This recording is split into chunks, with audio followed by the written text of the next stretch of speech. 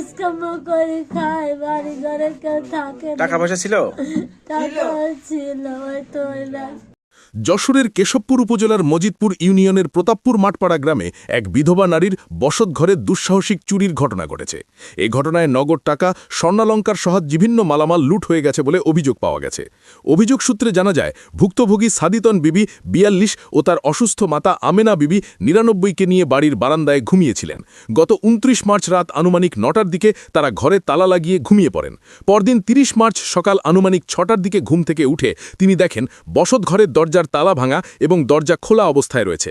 পরে ঘরের ভেতর তল্লাশি করে দেখা যায় সাব বক্সে রাখা স্বর্ণালংকার ও নগদ টাকা চুরি হয়েছে। চুরি যাওয়া মালামালের মধ্যে রয়েছে ২ জোড়া সোনার কানের দুল ওজন প্রায় ১ ভরি, একটি সোনার আংটি ওজন প্রায় ৪ আনা, স্বর্ণালংকারের আনুমানিক মূল্য প্রায় ৩ লাখ টাকা, রূপার ২ জোড়া চুড়ি ও ২ জোড়া পায়ের নুপুর মূল্য প্রায় ৩০,০০০ টাকা, নগদ ৬০,০০০ টাকা, একটি স্মার্টফোন ও একটি বাটন ফোন মূল্য প্রায় ১৫,০০০ টাকা। এছাড়া বাসার কিছু গৃহস্থালী সামগ্রী সহ মোট প্রায় ৮,০০০ টাকার মালামাল। মোট ক্ষয়ক্ষতির পরিমাণ আনুমানিক ৪ লাখ টাকার বেশি বলে জানা গেছে। ভুক্তভোগীর চিৎকারে স্থানীয়রা ঘটনাস্থলে ছুটে আসেন। এই সময় প্রতিবেশী নার্গিস বেগম, আব্দুল মজিদ ও ইজ্জেত আলী সহ এলাকাবাসী ঘটনাটি প্রত্যক্ষ করেন। পরে স্থানীয় গণ্যমান্য ব্যক্তিদের সাথে পরামর্শক্রমে ভুক্তভোগী কেশবপুর থানায় একটি লিখিত অভিযোগ দায়ের করেন। এ বিষয়ে কেশবপুর থানার পুলিশ জানিয়েছে, অভিযোগ পেয়েছে এবং ঘটনার তদন্তপূর্বক প্রয়োজনীয় আইনগত ব্যবস্থা গ্রহণ করা হবে।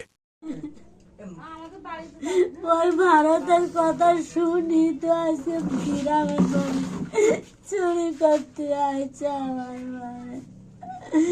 ঠিক পান কখন? ঠিক পান কখন? কি কি ছিল? কি কি ছিল? কাজকর্ম করে খায়, বাড়ি ঘরে কেউ থাকে না। টাকা পয়সা ছিল? টাকা ছিল হয়তো না। কেমন কেমন টাকা ছিল? ৫০,০০০ টাকা এক ব্যাগে ছিল, এক ব্যাগে ৮,০০০ টাকা ছিল। আরে বাজার করে খাইতে সেই আলু পেঁয়াজের মধ্যে ১৫,০০০ টাকা ছিল, তাও নিয়ে গেছে। আলু পেঁয়াজগুলো চালিয়েছিল দিয়ে। আর কিছু না, জন খাটিয়া জন সে টাকা করে বাজার করেও খায় না। চাল কিনে কিনে চাল এই জমিটুকুন কিনিয়েছে, তো নেস্টি করে বলে টাকা গুছাচ্ছে। ও ঘুমাইছিল, ঘুমাই থাকলে ওর বমি হয়েছে। ওর বমি হলে ও আসা চলে গেছে বমি করতে। বমি করে এসে শুয়েছে। শুনলি এইবার খানিকটি পরে আর কিছু বলতে পারে না, কিছু বলতে পারে না। মানে আপনারা এক এক করে বলুন। বলতে না পারলে ও না, ও ওর মা প্রসাব মশাব করিছে, ও উঠি আছে পরিষ্কার করিছে।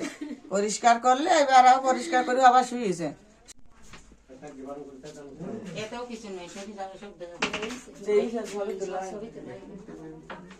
বাবু সরে আসো। এই ওই যেটা টেনশন করতে হবে না, আমি সার্টি করলে